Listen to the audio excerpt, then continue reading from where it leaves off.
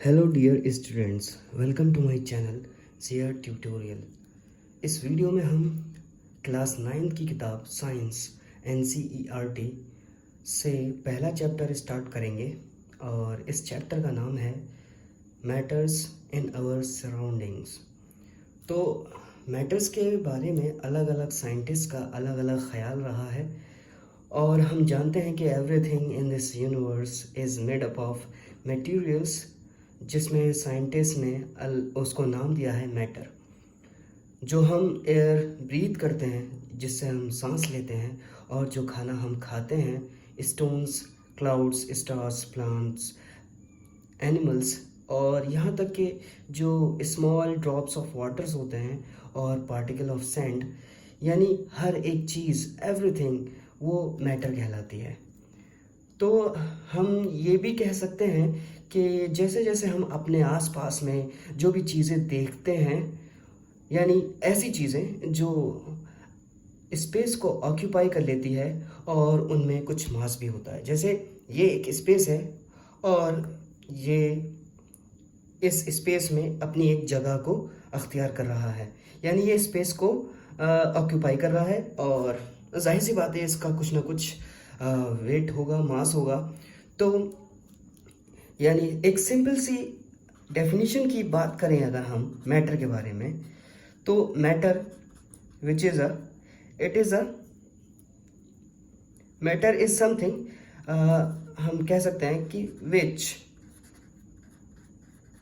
Occupy space and have a mass. ठीक है, जैसे कि मैंने इसकी एग्जांपल दी। ठीक है, तो इन अदर वर्ड्स इसमें दोनों ही चीज़ें होनी चाहिए। यानी हम कह सकते हैं कि ये इस स्पेस में अपनी एक जगह ऑक्यूपाई कर रहा है, यानी इसका एक वॉल्यूम भी है और इसके पास अपना मास भी है। तो एक पुराने दौर से ही जो ह्यूमन बींग्स हैं have been trying to understand their surroundings. तो अर्ली इंडियंस फिलोसफर्स जो थे, उन्होंने क्लासिफाई किया है मैटर को in the form of 5 basic elements. अब वो 5 बेसिक एलिमेंट्स क्या हैं, मैं ये आपको बता देना चाहता हूँ कि ये मेरा पार्ट फर्स्ट होगा केमिस्ट्री का, चैप्टर फर्स्ट साइंस से, और इसी तरीके से मैं प्लेलिस्ट भी इसकी तैयार कर दूंगा ताकि आप सारे ही पार्ट्स इस चैप्टर से रिलेटेड देख सकते हैं। तो हम बात करते हैं कि अलग अलग साइंटिस्ट ने, यानी इंडियन फिलोसफर्स जितने भी थे, उन्होंने मैटर को एक 5 बेसिक एलिमेंट की फॉर्म में क्लासिफाई कर दिया है, जिसको उन्होंने कहा है 5 तत्व। ये उन्होंने नाम दिया था 5 बेसिक एलिमेंट का, जिसके अंदर हमें पता है air, earth, fire, sky and water. ये 5 तत्व में ये 5 चीज़ें आती हैं: air, earth, fire, sky and water. तो इनके अकॉर्डिंग अगर हम कहें, हर एक चीज़, चाहे वो लिविंग हो या नॉन लिविंग हो, वो इन 5 बेसिक एलिमेंट से मिलकर बनी है। तो एंशिएंट ग्रीक फिलोसफर्स का ये मानना है कि उन्होंने भी कुछ इसी से मिलती जुलती क्लासिफिकेशन दी है मैटर की। तो अब मॉडर्न डे साइंटिस्ट ने कुछ 2 टाइप्स की क्लासिफिकेशन दी है मैटर के लिए, जो उनकी फिजिकल प्रॉपर्टीज़ और केमिकल नेचर को बताती हैं।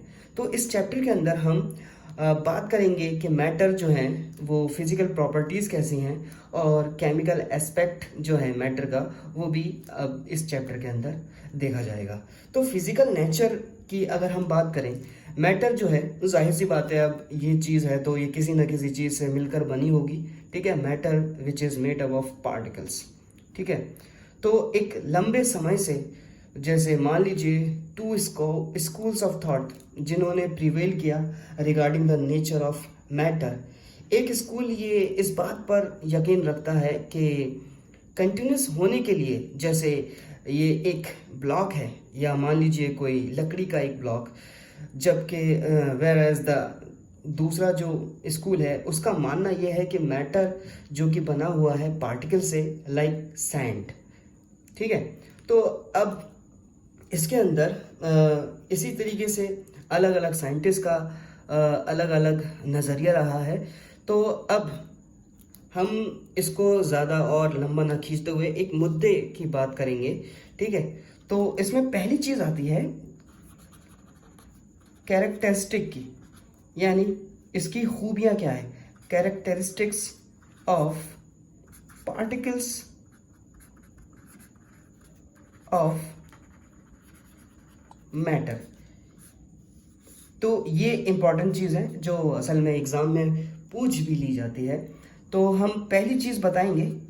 पहली चीज़ जो इसके अंदर आती है, जो इसकी खूबियों को बताती है मैटर होने की, जैसा कि हमें पता है मैटर जो इस स्पेस यानी उनका एक मास भी होता है और वॉल्यूम भी होता है। तो पहली चीज़ आती है कि पार्टिकल जो होते हैं, particles of matter have space between them. तो इसका मतलब यह है कि अब जो स्पेस मैटर के पार्टिकल के बीच का स्पेस होता है, जैसे मान लीजिए अब पानी है, पानी के अंदर हम ग्लास ऑफ वाटर लिया हमने और उसके अंदर हमने नमक को घोलने की कोशिश की। तो कुछ वक्त के बाद वो नमक जो है वो गायब हो जाता है। दरअसल बात यह है कि वो गायब नहीं होता, जो स्पेसेस होती हैं पानी के पार्टिकल्स के बीच में, वो वहाँ पर ऑक्यूपाई कर लेता है अपनी जगह। ठीक है, वो बात अलग है कि हम उसके अंदर नमक डालते ही जाएं और डालते ही जाएं। इसका मतलब ये बिल्कुल भी नहीं है कि जो पार्टिकल्स मैटर के होते हैं उसमें भी एक वो डेफिनेट जगह होती है। अब ऐसा नहीं है कि एक गिलास पानी के अंदर 1 किलो नमक घुल जाएगा, ऐसा बिल्कुल भी नहीं है। तो वो चीज़ जो है सैचुरेटेड और अनसैचुरेटेड में आ जाती है। तो कहने का मतलब ये है, अगर हम थोड़ा सा नमक पानी के अंदर घोलना चाहते हैं तो वो कहाँ चला जाता है? जाता कहीं नहीं है, वो ग्लास के यानी जो ग्लास एज अ लिक्विड है और उसके बीच में कुछ स्पेसेस थी जो नमक ने यानी सॉल्ट ने या फिर शुगर ने ऑक्यूपाई कर ली। तो इससे ये बात पता चलती है which is the first characteristics of particle of matter. अब हम दूसरी बात करते हैं। दूसरी बात जो है यानी पार्टिकल ऑफ मैटर हैव, या कह सकते हैं कि particle of matter are continuously in motion। तो कहने का मतलब ये है कि मैटर के जो पार्टिकल होते हैं वो लगातार मोशन में रहते हैं। तो इसका एग्जाम्पल हम यूं समझ सकते हैं कि आप एक गिलास लीजिए, उसके अंदर पानी भर दीजिए, उसके बाद आप कोई भी इंक ले लीजिए। ठीक है, इंक मतलब कोई भी कलर, और उसके ग्लास के पानी के सरफेस पर उसको ड्रॉप कर दीजिए। ठीक है, और उसको आपको बिल्कुल स्टेबल रखना है ग्लास को, मतलब चम्मच से उसको हिलाना नहीं है, स्पून लेके आप घोलने लगे। बस आपको क्या करना है कि गिलास लेना है, पानी भरना है और उसमें एक ड्रॉप किसी भी इंक का डालकर छोड़ देना है। तो आप कुछ वक्त के बाद देखेंगे कि वो जो कलर था जो कि टॉप सरफेस पे था पहले, अब वो कलर पूरे ग्लास में फैल चुका है, यानी पूरे ग्लास का जो कलर है अब वो वैसा ही हो गया है जैसा कि इंक का हुआ करता था। ठीक है, तो इसका मतलब क्या हुआ? ये बिना हमारे मोशन किए, यानी हमने किसी स्पून से उसको घोलने की कोशिश नहीं की, वो अपने आप ही डिफ्यूज हो गया। ठीक है, इसका मतलब जो पार्टिकल के मैटर हैं वो इस बात की निशानदेही करते हैं, इस बात का प्रूफ देते हैं कि पार्टिकल जो है मैटर के वो कंटिन्यूसली मोशन में रहते हैं।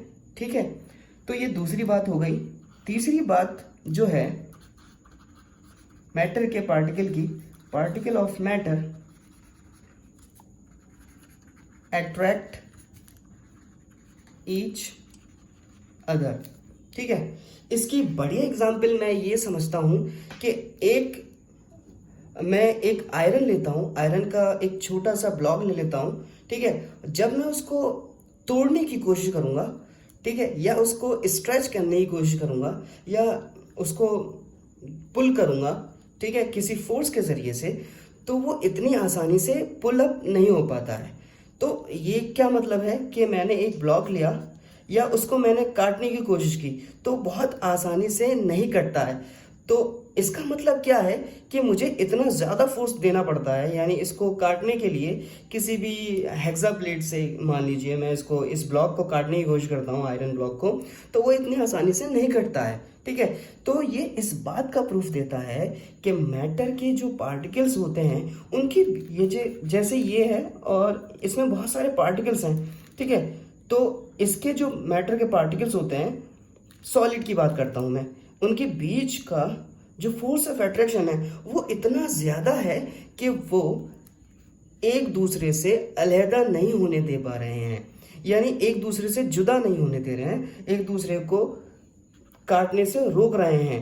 तो इसका मतलब क्या है कि वो एक दूसरे को अट्रैक्ट करते हैं, जिसके वजह से हमें उसको अलग करने में थोड़ी सी दुश्वारियां पैदा होती हैं। ठीक है, जैसे मैं किसी लकड़ी को तोड़ना चाहूँ तो एक झटके से वो टूट तो जाती है, मगर मैं एक स्लो मोशन से जब उसको देखूं तो वो बड़े, मतलब इसी को अगर मैं तोड़ना चाहूँ तो इसके मुझे पार्टिकल्स के बीच के जो फोर्सेस हैं वो मुझे नज़र आने लगेंगे। ठीक है, तो इसका मतलब क्या है कि पार्टिकल के मैटर के बीच में फोर्स ऑफ अट्रैक्शन होता है, यानी वो एक दूसरे को अट्रैक्ट करते हैं।